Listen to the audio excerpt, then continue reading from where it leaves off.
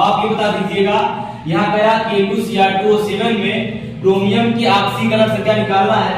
तो सबसे पहले याद रखिए जिसका निकालना होता है उसके स्थान पर यक्ष मान लिया जाता है।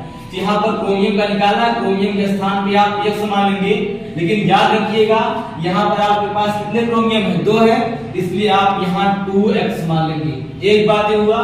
उसके बाद इनके मध्य आप प्लस, जो अदर कंपाउंड रहेंगे उसमें प्लस लगा के तभी आप लिखिएगा।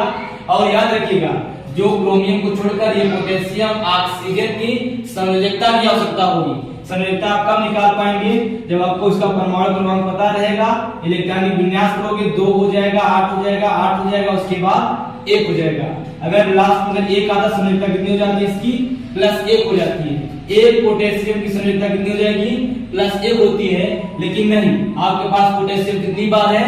2 बार है, इसलिए 2 बनाने के लिए आप यहाँ बाहर से क्या करेंगे? आप 2 से गुणा करेंगे। यहाँ देखिए उसके बाद दूसरा तत्व क्या है? ऑक्सीजन है। अब ऑक्सीजन का परमाणु क्रमांक जो होता है वो 8 होता है। इसका इलेक्ट्रॉनिक विन्यास में 2 कितना हो जाएगा? 6 हो जाएगा।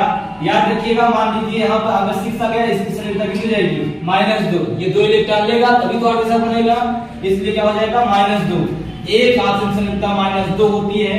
आपको 7 ऑक्सीजन निकालना है, इसलिए बाहर से क्या करेंगे? 7 से गुणा कराएंगे, बराबर में क्या मान लिया जाएगा? 0। अगर आवेश उपस्थित होता तो हम उसी आवेश संख्या को लिखा जाता हमारे द्वारा, लेकिन अगर नहीं है इसलिए आप 0 मान लेंगे।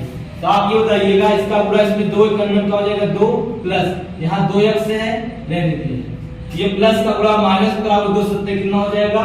14। -9 14 बराबर 0 हो जाएगा। ये प्लस में 2 है, ये माइनस में 14 है। जब घटाओगे तो यहाँ कितना हो जाएगा? 14 में 2 निकाल कितना हो जाएगा? -12 बराबर कितना हो जाएगा? 0। यहाँ ये बताइएगा ये 2x है, मैं चाहता हूँ कि ये -12 बराबर कुछ पा जाएगा, ये भी माइनस में बराबर कुछ पा जाएगा। कैसा हो जाएगा? +12 हो जाएगा।